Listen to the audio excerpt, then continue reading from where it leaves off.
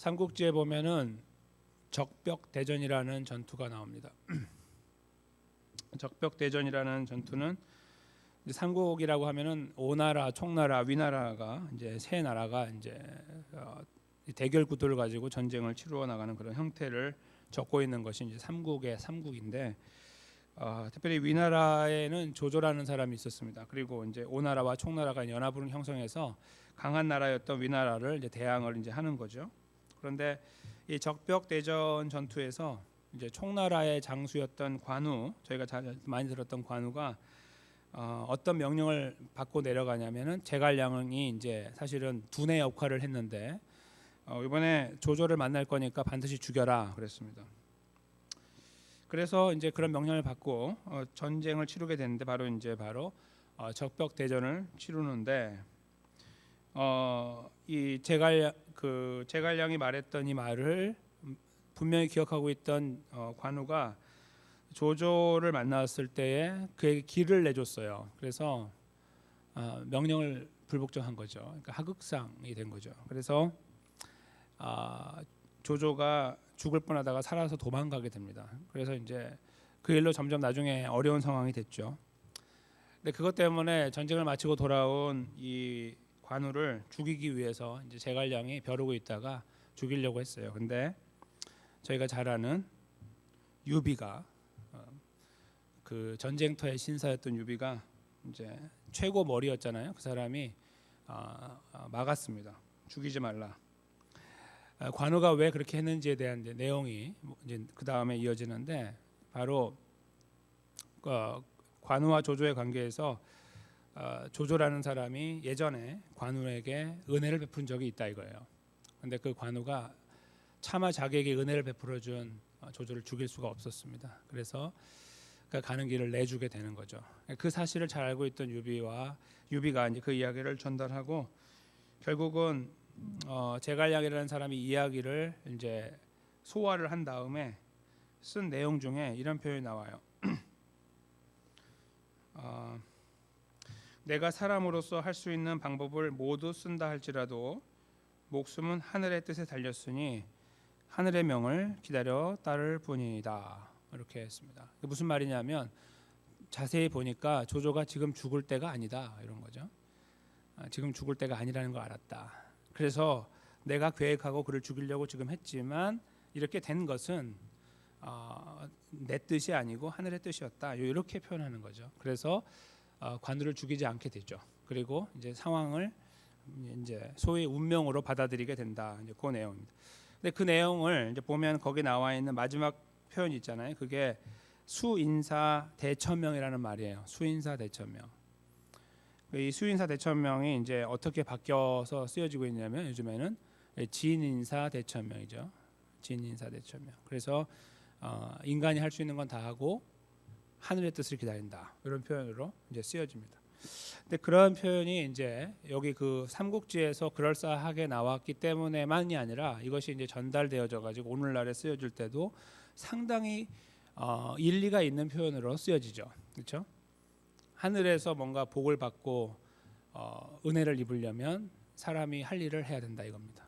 그래서 진인사 할 거 하고 맡겨라 이겁니다. 이 표현은 그래서 이제 삼국지의 표현이 아닙니다. 더 이상. 그렇죠? 이제 한국에서 누구나 편안하게 쓸 수 있는 일반적인 표현이고 더 나아가서 교회 안에서도 쓰여집니다.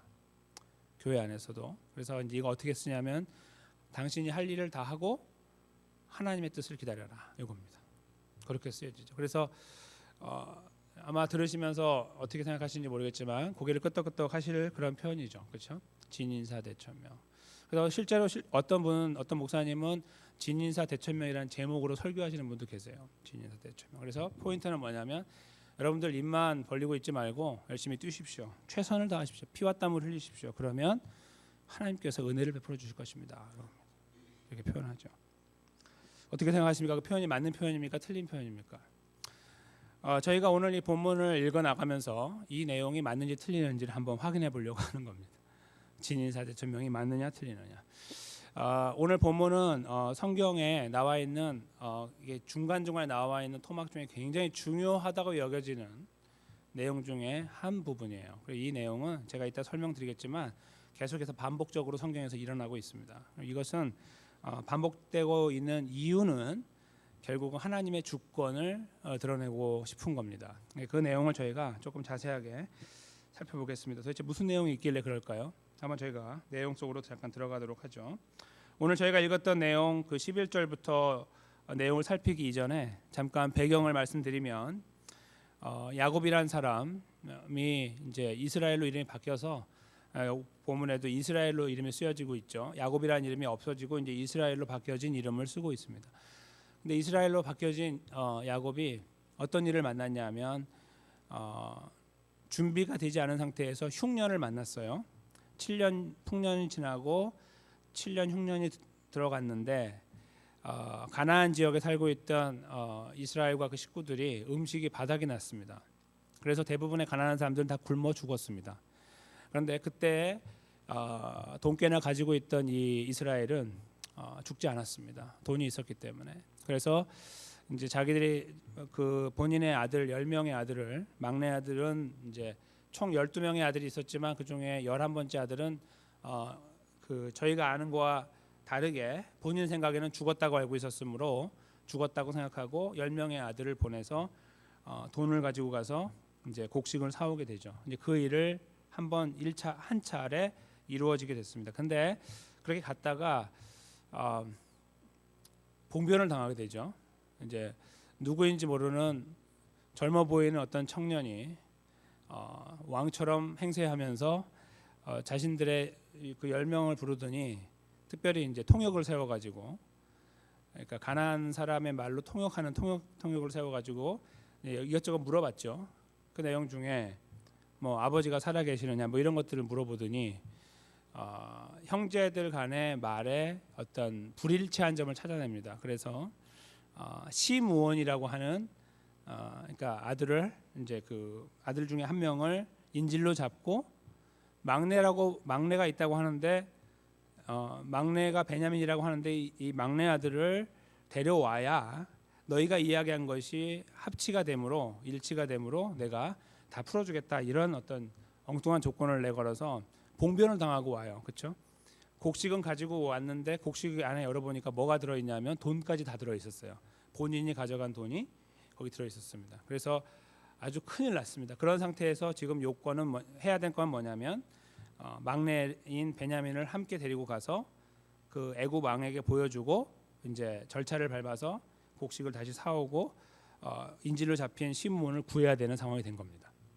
이것이 이제 오늘 본문의 배경이 되죠. 근데 그 상황 속에서 이제 옥신각신하는 싸움이 벌어집니다. 누구하고요? 아버지하고 이 9명의 형제들이 아버지께 요청하는 것이 막내를 데려가야 된다 이거죠. 왜냐하면 데려가지 않으면 우리가 곡식은커녕 그 애굽의 왕, 당시에 애굽의 왕이라고 자기가 알고 있는 요셉을 만나지 못할 거라고 그가 말했기 때문에 그 말을 전달합니다. 그러니까 아무리 가봐야 소용없으니까 제발 가게 해달라고 하는데 요셉에게 있는 아들은 딱 둘이었는데 본인의 머릿속에는 12명이 아니고 딱 2명이었어요. 첫째 아들은 요셉, 둘째 아들은 베냐민. 첫째 아들은 죽었고 둘째 아들만 남아있는 거예요. 10명은 아무것도 아니에요. 그냥 거적대기 같은 거예요. 10명은. 근데 10명은 그래서 그 머릿속에 있는 진짜 하나 남아있는 마지막 아들인 베냐민. 왜냐하면 이 두 아들은 누가 낳았냐면 자기가 그렇게 사랑했던 라헬이 낳은 아들이죠. 그래서 온 사랑을 쏟아 부었습니다. 그래서 하나밖에 남지 않은 이 아들을 잃어버리면 내가 죽을 것 같으니까 보내지 않겠다고 싸우게 되다가 결국 시간이 한참 흘러서 거기를 한 번 갔다 오고 2번 갔다 올 만큼 시간이 지난 거예요. 곡식은 바닥에 났는데. 그러니까 이제 굶어 죽게 생겼으니까 그 아들들이 이제 여러 가지 제안을 하고, 특별히 이제 유다가 내 목숨하고 이렇게 바꾸겠다고 막 그런 식으로 이야기를 해서 사태가 심각한 걸 알고 이제 꺾이기 시작하는 거예요. 바로 11절이 바로 그 내용인데, 꺾이는 내용부터 이제 저희가 잠깐 살펴보겠습니다. 그들의 아비 이스라엘이 10명의 그 지금 현재 당시에 정확하게는 9명이죠. 9명의 아들 아비 이스라엘이 그들에게 이르랍니다. 그러할진대, 이렇게 말합니다. 그러할진대 이렇게 하라 하고, 근데 그러할진대라는 표현이요. 그러할진대 이 말은 정말 그렇게 해야 한다면 그런 말이에요. 이것이 마지막 한 가지 길이라고 한다면, 더 이상 어떠한 선택도 할 수 없다면 그런 말이에요. 그러니까 이 사람이 갖고 있는, 끝까지 붙잡고 있는 베냐민이 손에 있는데 현재 놓아야 되는 상황이 된 거예요. 근데 이거밖에 없다고 한다면, 이걸 놓지 않으면 다 죽는다고 한다면, 그런 말이 여기에 포함되는 거예요. 의미가 그런 말이에요. 그래서 그러할진대, 그렇다고 한다면 이렇게 하자라는 거예요. 여기에서 무엇이 드러나냐면 야곱, 즉 이스라엘의 굉장히 이 천재 같은 머리가 발동하는 것을 봅니다. 이 어려운 상황 속에서 그의 머리가 막 돌면서 회전하면서 뭔가 새로운 아이디어를 내는 거예요. 그게 뭐냐면 잘 보이자 이거예요. 거기 이제 그 다음 보세요. 너희는 이 땅의 아름다운 소산, 그것을 그릇에 담아 가지고 내려가라 이겁니다. 그 아름다운 소산은 이제 열매 같은 거 이런 것들인데, 거기 나와 있는 걸 제가 설명을 드릴게요. 그 내용이 뭐냐면은 유향 조금, 꿀 조금, 향품, 몰약, 비자, 파단향 이렇게 나오죠. 6가지. 이게 뭐냐 하면요.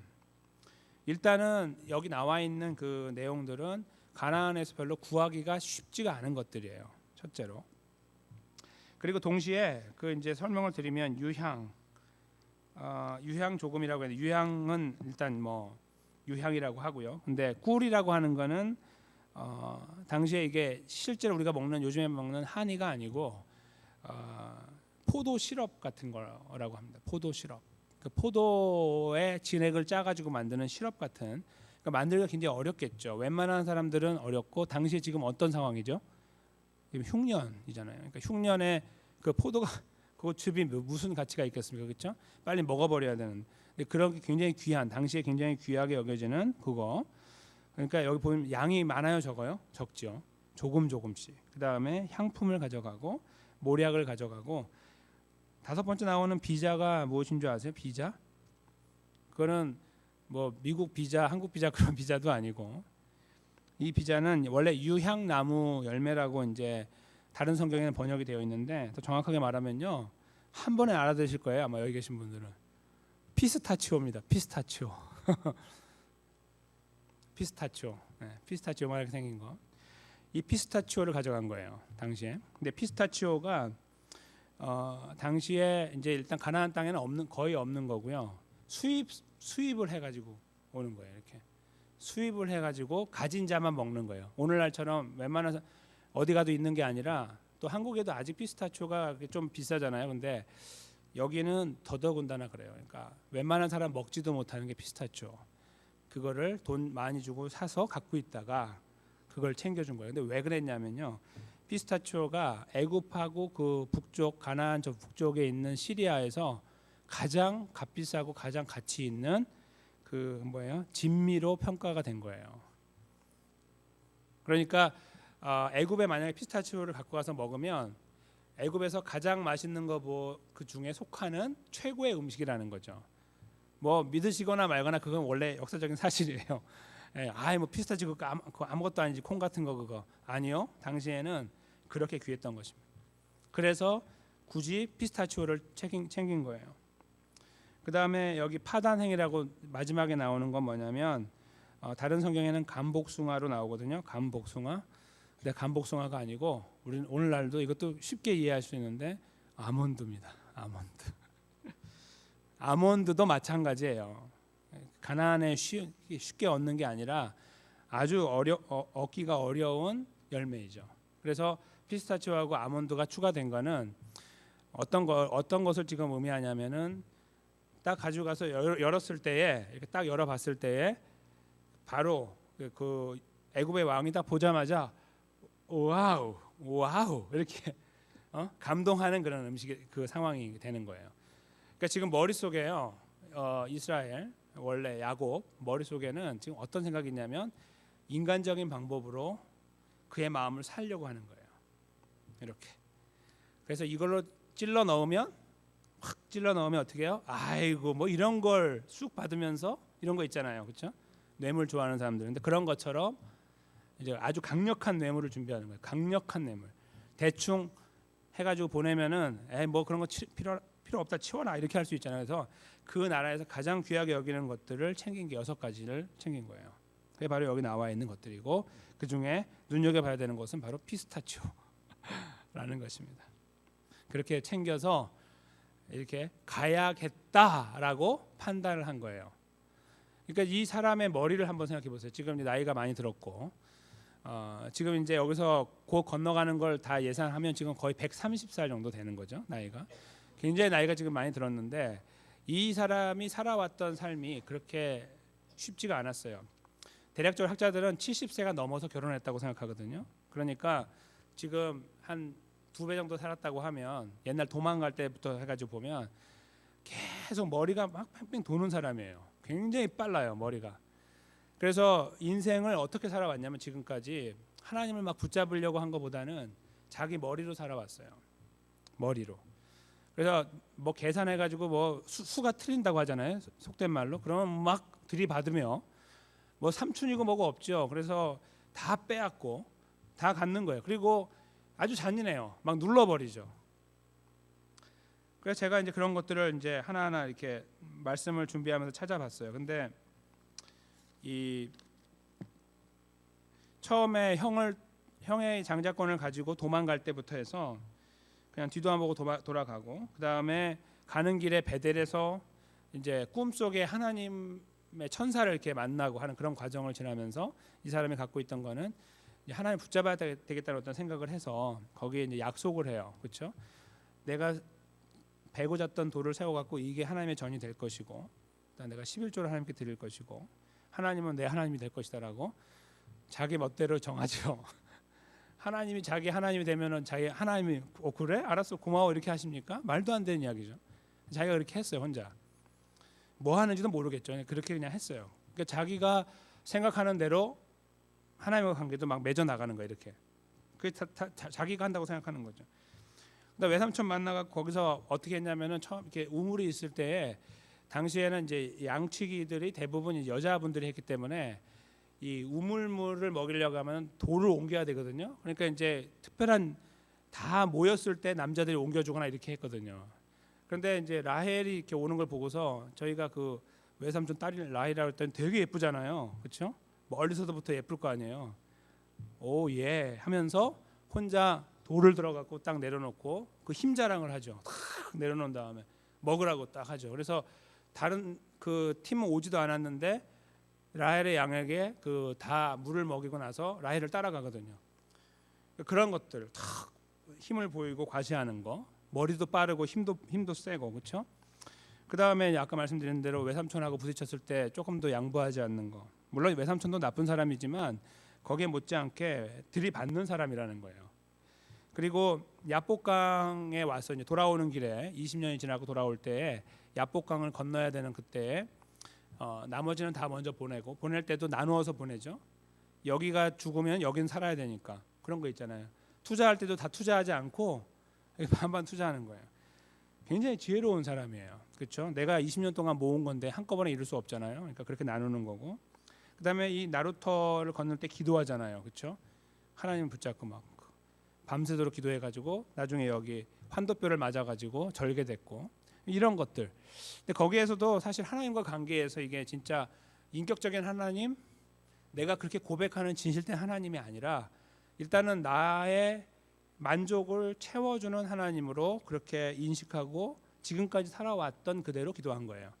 그러니까 다른 말로 하면요, 왜 하나님 앞에 그렇게 갈구했냐면은 죽고 싶지 않으니까, 형 만나면 죽을 것 같으니까, 너무너무 두려우니까. 그래서 하나님 붙잡은 거예요. 그러니까 무슨 말씀이냐면 하나님과 늘 관계가 좋아서 뭔가 이렇게 그 인격적인 관계를 유지하면서 이렇게 와서 하나님 어려운 일을 만났네요, 뭐 이런 것이 아니라 쭉 그냥 자기 머리만 의지하고 살아오다가 딱 만났는데 머리로 안 되는 일을 만난 거예요. 그렇죠? 여기에서 무릎을 딱 꿇어버린 거죠. 한번 그런 일이 여기에 벌어지게 되고, 근데 건너와 가지고 형을 만났을 때에도요, 형을 만난 다음에 형이 용서해주고 다 이렇게 안아주고 하니까 또 금방 의기양양해져 갖고, 그래서 형이 내가 좀 너희들에게 내 군사를 좀 남겨놓을 테니까 따라와라, 안전하게 내가 나 있는 곳까지 하겠다 그랬더니, 아 형님 뭐 그렇게 번거롭게 하십니까? 걱정하지 마시고 가세요. 우리가 곧 따라갈게요. 형 있는 데까지. 그리고 딴 데로 갔죠. 지난번에 제가 한번 설교 말씀 나눈 적이 있습니다. 딴 숲곳이라는 곳에 가서 한참 살아요. 아주 한 20년 가까이 살지 않았을까 생각이 드는데, 그러니까 완전히 이 애들 장난도 아니고 있잖아요. 그렇죠? 인생을 이상하게 사는 거예요. 그래서 뭐 거의 딴 데 숨어갖고 사는 거예요. 한참 살다가 대충 아들들도 크고 하니까 이제 오케이 가자 하고서 건너간 곳이 형 있는 그 세일산으로 간 게 아니라 어디로 갔냐면 세겜이라는 곳으로 갔어요. 엉뚱한 곳으로. 거기 가가지고 거기서 지내다가 이제 자기 딸이 있는데 디나라고, 이 딸이 동네에 나갔다가 그 땅에 이제 소위 이제 가장 높은 사람의 아들로부터 성폭행을 당하게 되고, 비참함을 당했는데도 그거 말하지도 못해요. 왜요? 겁이 나니까. 그래서 아들들이 마침 10명의 아들들이 양을 치러 나갔거든요. 그러니까 거기에 이렇게 있다가 한마디도 안 하고 있어요. 조용히 막 지금 딸은 울고 있는데도 한마디도 못 하고 있다가 거기 성경에 뭐라고 쓰고 있냐면 두려워함이라 그렇게 쓰고 있죠. 그래서 아들이 올 때까지 기다렸다가 온 다음에 얘들아 들어봐 하면서 쫙 이야기하니까 아들들이 일을 벌이죠. 레위하고 시므온이 가서 다 죽여버리잖아요. 그래서 막 복잡한 일들이 벌어지면 그때는 또 아들들은 막 또 나무라고 막 그래요. 그러니까 사람이 이렇게 안정적이지가 않은 거예요. 막 이렇게 올곧고 또 가는 게 아니라 막 이랬다 저랬다 하고 뭐 자기 멋대로 하다가 안 되면 막 숨고 막 이렇게 그냥 그런 모습으로 막 살아오는 거예요. 그게 그 야곱의 그런 모습이었어요. 그런데 이제 그 아까 사랑했던 11번째 아들인 요셉이 없어진 다음에 굉장히 이제 암울하게 살아왔거든요. 근데 오늘 이제 그 아들을 보내게 되는 상황이 되는 거예요. 그러니까 지금 여기서 이런 파란만장한 인생을 살아왔던 야곱이 여기서 취하는 이 행동에 굉장히 의미가 있는 거예요. 그러니까 여기에서 이렇게 말하는 거, 그러니까 그러할진대라고 하는 것이, 그래서 그가 지금까지 붙잡고 있던 이 모든 자기만의 주장, 자기 인생관, 자기 아이디어, 여기에서조차도 이렇게 하라라고 하면서 머리를 쫙 해가지고 누구도 생각하지 못하는 이런 엄청난 일들을 계획해가지고 이것만 들이대면은 바로가 뭐고 다 꺾인다라고 하는 그런 예물을 준비해가지고 보내는 이 정도의 머리를 갖고 있는 사람, 그렇죠? 근데 그 사람이 이렇게 예물을 챙기기 위해서 왜 그렇게 했냐면, 왜 그걸 챙기게 됐냐면 그것이 유일한 방법이라고 한다면 요거였어요. 근데 이것이 다가 아니고 그 다음 보시면요, 돈도 가져가는데 돈을 어떻게 가져갑니까? 2배를 가져가죠. 왜요? 돈을 주었는데 돈이 다시 들어왔잖아요. 그러니까 프리로 갖고 왔잖아요, 음식을. 그러니까 2배를 가져가야죠. 그래야지 죄송합니다, 돈이 우리 자루에 들어와 있었습니다, 그거 드리고 우리 거 돈을 줘야죠. 그래야지 이게 이분되는 거 아니에요? 그래서 돈을 2배를 가져가는 것도 돈에 대한 욕심 이런 것들이 이제 없는 거예요. 그게 뭐가 중요하냐, 그렇죠? 그리고 사실 마음속에 뭐가 더 중요하겠습니까? 12번째 아들인 베냐민이 중요한 거죠. 그래서 아끼는 것들과 그 다음에 돈을 쌓아서 이제 아들들에게 넣어서 이것을 보내는 겁니다. 그리고 13절에 보면 너희들의 아우 베냐민을 데리고 떠나 다시 그 사람에게로 가라, 이렇게 이제 앞으로의 걸음을 이제 지시를 하고, 14절로 가면요, 이제 이 흐름 속에서 저희가 이제 눈여겨보는 중요한 표현 하나가 나오는데, 전능하신 하나님께서 하나님을 불러요. 그 사람 앞에서, 즉 바로를 말하는 건데, 바로 앞에서 너희에게 은혜를 베푸사 그 사람으로, 그러니까 바로가 너희 다른 형제, 바로 잡혀 있는 시므온을 말하는데 시므온과 베냐민을 돌려보내게 하시기를 원한다. 이렇게 이제 기도 반, 소망 반 이렇게 해가지고 그 앞에서 한 다음에 그가 하는 마지막 표현을 보십시오. 이게 바로 백미입니다. 오늘 본문의 백미, 핵심이 되는 거죠. 내가 자식을 잃게 되면 이르리로다, 이렇게 말하는 거죠. 지금까지 본인의 머리로 드라이브 했던, 걸어왔던 걸음을 이제 잠시 주춤주춤 하다가 여기서 정말 인생의 정말 마지막, 내가 이게 내 인생인가라고 하는 그런 시간을 만난 거예요. 이제 베냐민도 가버리면 나는 차라리 자결을 해야지, 이렇게 생각했을지도 몰라요. 인생에 무슨 의미가 있느냐, 목을 끊어야겠다, 이렇게 생각할 수 있습니다. 목숨처럼 지켜왔던 아들 마지막 하나를 놓아보낼 때 그가 여기서 하는 이 간절한 행동들이 무엇을 말하냐면, 즉 그 엄청난 뇌물과 더불어 돈을 2배로 보내는 이런 것이 무엇을 말하냐면, 그가 어떻게 하든지 여기 말하는 대로 시므온은 둘째치고 베냐민을 안전하게 데려오게 할 것이냐, 요걸 말하는 거예요. 그 모든 것을 거는 거예요. 그 머리에 최선을 다하는 거죠. 그런데 그 머리를 다 써서 한 끝에 그가 하는 말은 뭐냐면 그게 어떻게 될지 안 될지 어떻게 알아요, 그렇죠? 내가 자식을 잃게 되면 잃을 것이다 이거라는 것입니다. 여기에서 그러므로 저희가 그 말이 맞네요. 진인사 대천명, 그렇죠? 최선을 다해서 하고 하나님께 맡기는 거 아닙니까? 이렇게 이제 보여지는 것입니다. 진인사 대천명. 근데 그렇다고 한다면 뒤에 나와 있는 말은 나오면 안 되겠죠. 내가 자식을 잃게 되면 이르리로다. 요거보다는 오히려 하나님 앞에서 하나님 이렇게 하여 주시기를 원한다라는 것으로 매듭을 지을 필요가 있을 것입니다. 근데 여기서는 다른 이야기를 하고 있는 거예요. 다른 말로 하면요, 진인사 대천명이라는 말이 쓰여질 때 그 어휘는 어떻게 쓰여지는 거냐면 좋은 결과를 향해 갈 때 쓰는 말이죠. 최선을 다했습니다. 하나님이 너 망하래. 그럴 때 우리가 진인사 대천명을 쓰지 않죠. 다음 걸음에 우리가 노력한 것보다 더 낫겠지. 하나님이 크시니까 이럴 때 진인사 대천명을 씁니다. 여기에서요, 내가 자식을 잃게 되면 잃을 것이다라는 표현이 여기 담겨 있는 것은 어떤 것을 말하냐면 내가 갖고 있던 것을 다 놓아버리겠습니다. 이런 말입니다. 다른 말로 하면요, 하나님 저 할 만큼 했습니다. 그런 표현이라기보다 하나님 없으면 나는 아무것도 아닙니다. 이런 표현입니다. 이 표현을 제가 조금만 더 살펴드릴게요. 에스더가 나와 있는 에스더 4장 16절에 보시면요, 어떤 표현이 나오냐면 이제 그 유다 사람들이 다 죽을 그런 운명에 처해 있을 때 에스더가 원래 이제 그 왕 아하수에로 왕에게 들어가서 이제 우리 민족을 죽이지 말아 주세요라고 말을 해야 되는데 왕비니까. 근데 왕이 먼저 부르지 않으면 들어가지 못했잖아요. 그냥 들어가면 죽었잖아요. 그러니까 그렇게 말을 했는데 자기의 사촌이었던 모르드게가 이제 너 그렇게 한다고 너만 살면 다냐? 우린 다 죽은데 너만 살면 뭐 의미가 있겠느냐? 이렇게 말을 했을 때 그가 잠시 시간을 가진 다음에 그가 표현한 것이 있어요. 내가 죽으면 죽으리로다 이거예요. 죽으면 죽으리이다. 죽으면 죽으리이다. 이 표현 아시죠? 바로 이 표현입니다. 이게 무엇을 말할까요? 지금 그 에스더의 머릿속으로 계산하고 있는 이렇게 하면 될 것이다. 그런 것들을 다 버리는 거예요. 최선을 다한다고 그게 의미가 없는 거예요. 그게 왜요? 내가 최선을 다해 들어갔어요. 옷도 예쁘게 입고 들어갔어요. 근데 왕이 보고 너 왜 왔어? 그러면 죽는 거잖아요. 그렇죠? 내가 뭔가를 한다는 것이 가치가 있는 것이 아니다 하는 것을 안 거예요, 스스로. 그러니까 죽을 목숨으로 들어가는 거예요. 그러니까 결론이 나와 있는 거죠. 진인사가 아닌 거예요. 그 들어간다는 게 의미가 있는 것이 아니라 하나님이 나를 살려야 의미가 있는 거죠. 그래서 그 가치관이 확 바뀌어서 가는 거예요. 내가 죽으면 죽으리로다. 그러고 들어가는 거예요. 뭐 잘하고 어떻게 하고 이렇게 그런 게 필요 없는 거죠. 이것과 오늘 본문의 표현이 굉장히 일치하고 있어요. 내가 잃으면 잃으리이다. 내 목숨이 없어지면 없어질 것이다. 이 표현입니다.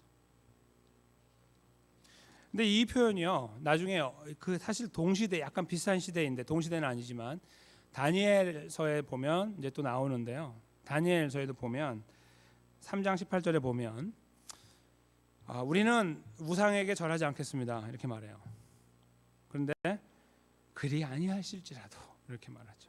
그리 아니하실지라도. 내가 최선을 다하니까 이제 하나님이 하실 걸 기대합니다. 그게 아니라는 겁니다. 그리 아니하시면 어떻게 되는 거예요? 최선을 다했는데 미안하다, 죽어라. 그럼 어떻게 되는 거예요? 죽는 거죠. 그러니까 지금 여기에 이 표현들이 뭐냐면요, 나는 죽었습니다 그 말이에요. 여기서 뭐 하나 붙잡고 내가 이렇게 해보니까 기다리면 뭐 될 것입니까? 이런 게 아니라 나는 죽었습니다 그런 말입니다. 거기서 시작하는 거예요. 내 죽음에서. 근데 이 표현을 가지고 예수님께서 아주 분명하게 말씀해 주신 장면이 있습니다. 마가복음 14장 36절을 제가 읽어드리면 이렇습니다. 가라사대 아바 아버지여 아버지께는 모든 것이 가능하오니 이 잔을 내게서 옮기시옵소서. 그러나 나의 원대로 마옵시고 아버지의 원대로 하옵소서 하시고, 바로 이 말씀이죠. 예수님의 이 기도의 내용의 골자가 뭡니까? 하나님의 주권입니다. 하나님, 나도 하나님인데 내가 이 땅에 있다고 무시하지 마십시오. 그렇게 기도한 것이 아니죠. 하나님이 가지고 있는 하나님 안에서의 질서가 있는데 그 질서를 존중한 거예요. 왜 이러세요가 아니라 일단은 그 질서 안에서 그거를 그 하나님 그 세 분 하나님께서 정하신 거예요. 삼위일체 하나님께서. 그래서 아들로서 역할을 하신 그때에 아버지의 그 권위를 무시하지 않는 거예요. 그리고 모든 걸 맡겨드리는 거예요. 인간 예수의 모습으로서 고난 앞에 섰을 때 감당할 수 없다는 것을 표현했습니다. 그렇죠? 감당할 수 없으니 옮겨달라고 했어요. 그러나 나의 원대로 마옵시고 아버지의 원대로. 바로 이것이 오늘 본문에서 말하고자 하는 것을 아주 잘 정리한 표현이 되는 것입니다. 에스더의 표현도 다니엘서에 나오는 표현도 바로 여기 나와 있는 이 표현으로 요약이 된다는 말이죠. 결국 하나님의 뜻이라는 겁니다. 저희는요 진인사 대천명을 추구하는 자가 아니고요 하나님의 뜻을 추구하는 자예요. 그리고 진인사라는 것은요 잘 생각해 보면 저희가 진인사 정말 최선을 다했을 때의 하나님의 역사가 있는 것이 아니다 하는 것을 봐요. 예를 들면 이런 거예요. 저희가 열심히 교회 출석하지 않아요. 막 5년 10년 동안. 근데 어느 순간에 갑자기 열심히 예배도 나오시고 이런 분이 계세요. 아, 이분은 다 끝났어. 그런데 갑자기 나오시더니 열심히 하세요. 왜요? 그게 어떻게 가능하죠? 10년 동안 방황하셨는데 하나님 앞에 최선도 다하지 않으셨고, 최선은 무슨 최선이에요? 아무것도 안 하셨는데, 그렇죠? 어떻게 설명할 수 있습니까? 그리고 저희가 저희를 돌아보면 더더욱 그래요. 저희가 항상 최선을 다하니까 주님이 거기에 해당하는 은혜를 베풀어 주십니까? 최선을 다했더니 그럼 최선이라는 건 뭔데요 도대체? 100을 다 하셨어요? 100%? 그런 경우도 있으셨겠죠. 정말 죽을 힘을 다해서. 그렇죠? 여기 계신 분들 중에는 정말 교회를 사랑하셔서 막 손톱이 빠지는 그런 고통같이 어려운 시간을 지나면서도 울부짖으면서 걸어오신 분도 계세요. 정말 교회를 사랑하셔서 모든 것을 거신 분들. 그렇죠? 그 기도와 더불어 그 노력과 더불어 하나님 역사하셔서 은혜를 베푸신 것이 옳으신 겁니다. 그러나 조금 더 저희가 엄밀하게 생각해 보면 저희들이 그만큼 이루었기 때문에 했기 때문에 하나님께서 은혜를 베풀어 준 것이 아니고 하나님의 은혜가 우리가 그렇게 할 수 있도록 하신 거예요. 그리고 그 열매도 거두게 하신 거죠.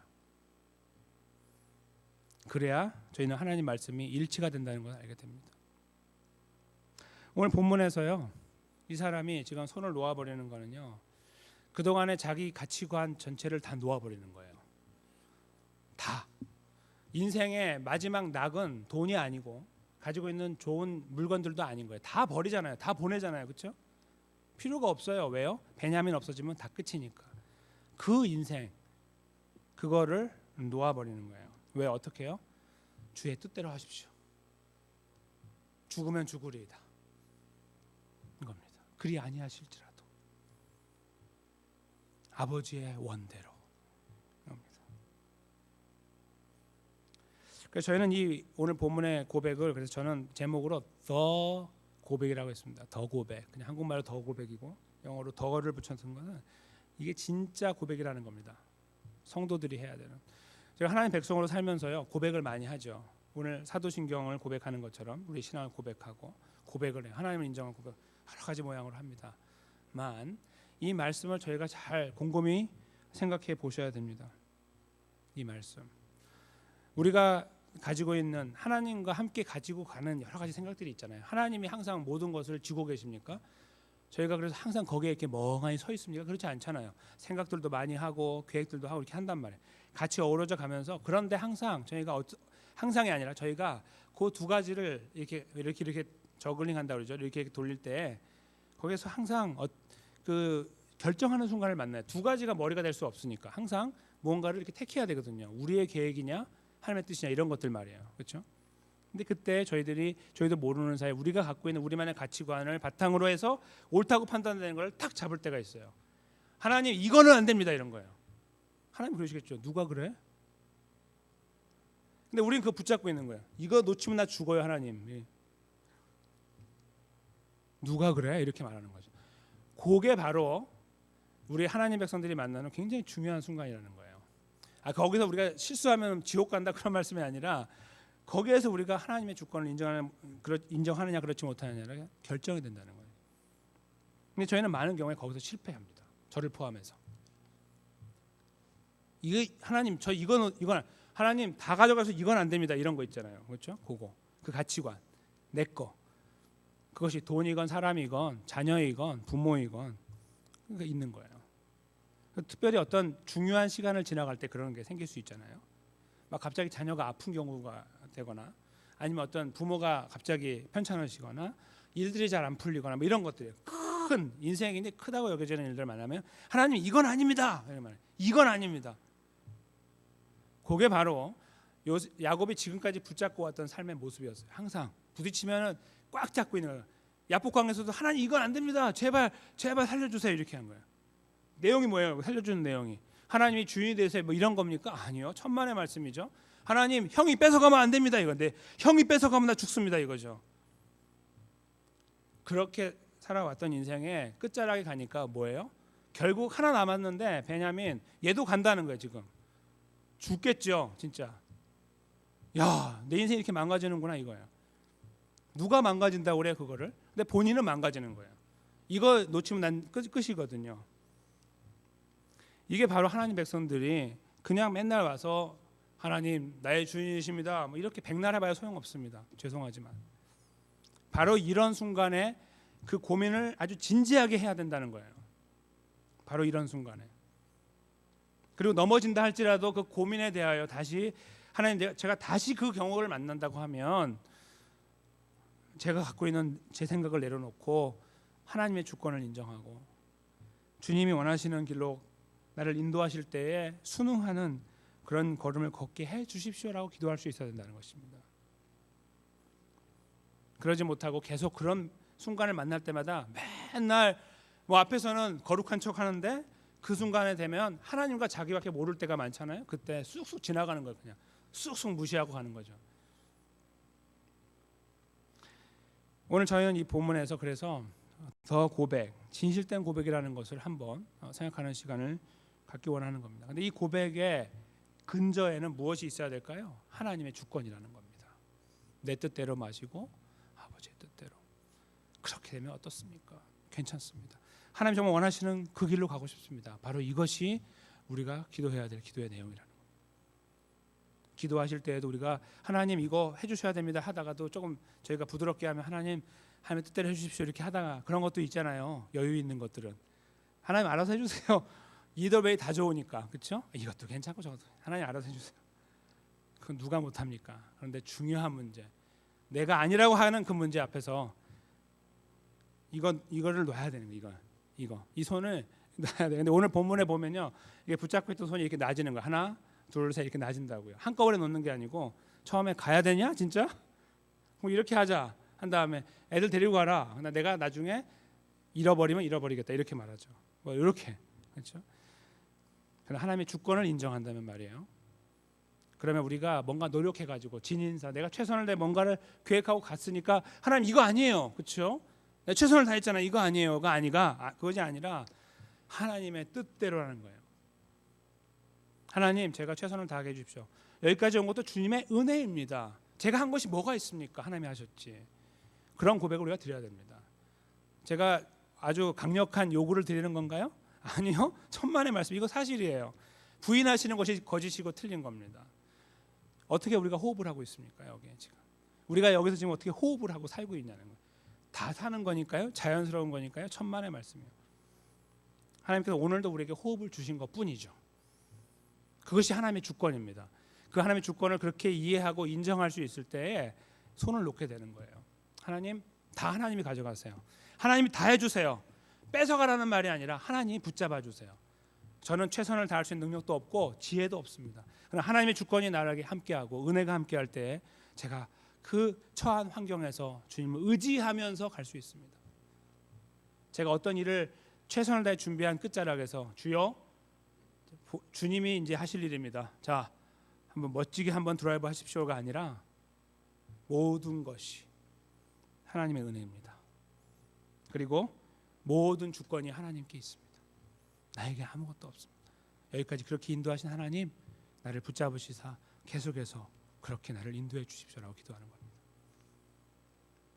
바로 예수님께서 그걸 저희들에게 명백하게 보여주셨습니다. 저는 저희들의 삶을 잠시 돌아보면서 말씀을 마쳤으면 좋겠습니다. 참 힘든 내용입니다. 감당하기 어려운 내용, 그렇죠? 이렇게 우리가 살았으면 좋겠지만 이렇게 살아가는 것이 얼마나 힘들다는 것도 저희가 알고 있습니다. 그 누구도 이 말씀을 들으면서 유쾌하지 않습니다.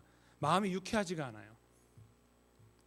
저희가 삶의 여정을 이렇게 보면서 우리가 매니지하고 있는, 만지고 있고 주관하고 있고 다스리고 있는 여러 가지 일들을 헤아리는 시간이 필요할 것입니다.